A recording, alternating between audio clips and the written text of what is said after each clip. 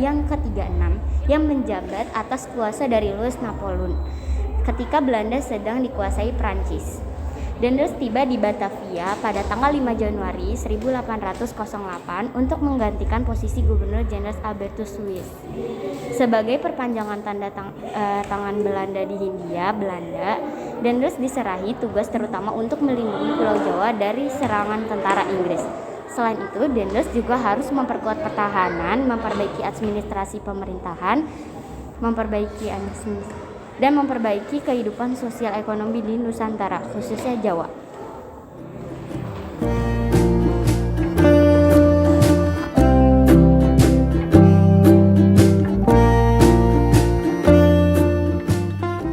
Kebijakan Daendels di bidang pemerintahan. 1. Membatasi pengaruh kekuasaan kerajaan-kerajaan tradisional Indonesia terhadap aspek-aspek kehidupan masyarakat. 2. Membagi Pulau Jawa menjadi 23 karesidenan. 3. Kedudukan bupati sebagai penguasa tradisional daerah diubah menjadi pegawai di bawah pemerintah kolonial. Dan yang terakhir, sentralisasi pemerintahan dan membagi Jawa menjadi 9 prefektur. Ke-9 prefektur tersebut yakni Tegal, Semarang, Pekalongan, Jepara, Rembang, Gresik, Surabaya, Pasuruan, dan Sumeneb.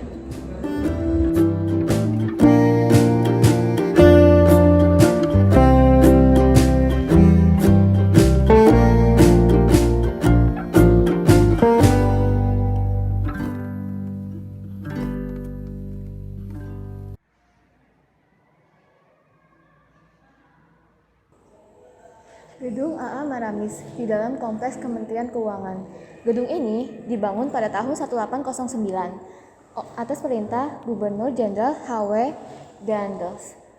Sehubung dengan rencana kepindahan pusat kekuasaan dari VOC ke pemerintahan Hindia Belanda, gedung yang dahulunya dikenal dengan White House atau Rumah Putih atau Groot Huis atau Rumah Besar tidak pernah ditempati oleh Daendels karena masa jabatannya berakhir pada 1811.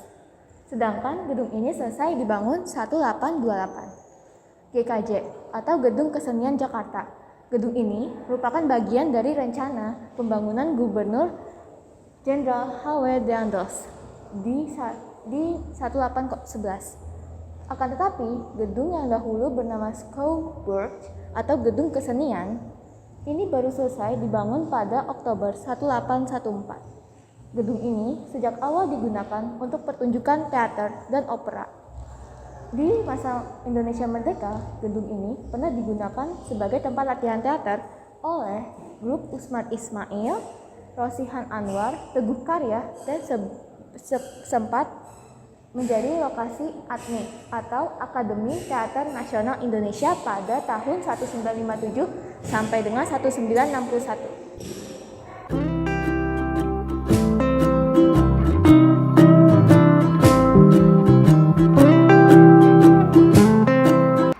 Kebijakan Daendels di bidang sosial dan ekonomi. 1. Membuat aturan yang membuat rakyat pribumi melaksanakan penyerahan wajib atas hasil pertaniannya. 2. Menjual tanah-tanah Indonesia kepada pihak swasta. 3. Menanam tanaman komoditas yang laku di pasar internasional. 4. Memungut pajak kepada rakyat pribumi. 5. Menggabungkan wilayah Kasunanan dan Kasultanan ke dalam wilayah pemerintah kolonial.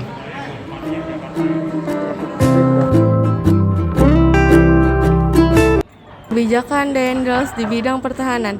1. Membangun benteng-benteng baru di sekitar pesisir Pulau Jawa. 2. Membangun pangkalan angkatan laut di Pelabuhan Anyar dan Ujung Kulon. 3. Membangun Jalan Anyar Panarukan untuk memudahkan mobilisasi pasukan dan logistik perang. 4. Menjadikan penduduk pribumi sebagai tentara pemerintahan kolonial. 5. Membangun pabrik senjata di Surabaya dan Semarang.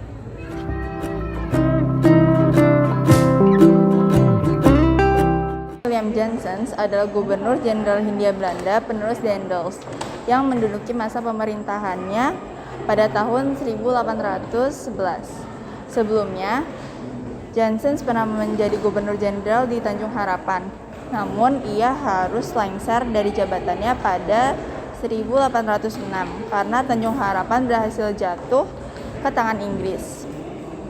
Tidak seperti Daendels, selama memerintah di Hindia Belanda, Jansen dikatakan gagal membuat kebijakan untuk merebut kembali wilayah Hindia Belanda yang sudah banyak dikuasai Inggris. Hal ini diperkuat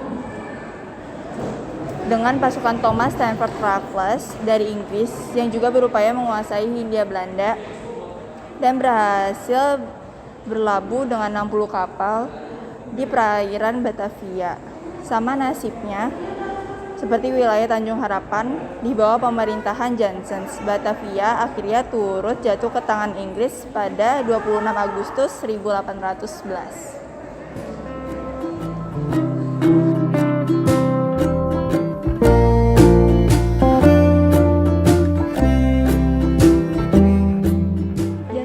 Menyerah kepada Inggris pada tanggal 18 September 1811 yang ditandai dengan pemberian kekuasaan Hindia Belanda dengan proses penandatanganan kapitulasi Tuntang di Desa Tuntang, Kabupaten Semarang. Dengan demikian, Jansen dikatakan gagal membuat kebijakan untuk merebut kembali wilayah Hindia Belanda yang sudah banyak dikuasai Inggris. Hal ini diperkuat dengan pasukan Thomas Stafford Raffles dari Inggris yang juga berupaya menguasai Hindia Belanda dan berhasil berlabuh dengan 60 kapal di perairan Batavia.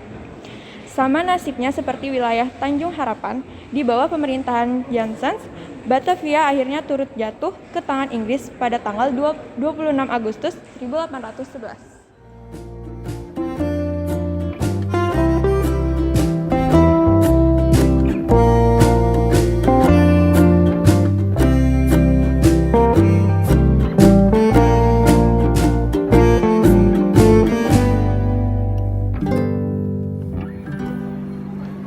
Aku nggak bakal pakai sih.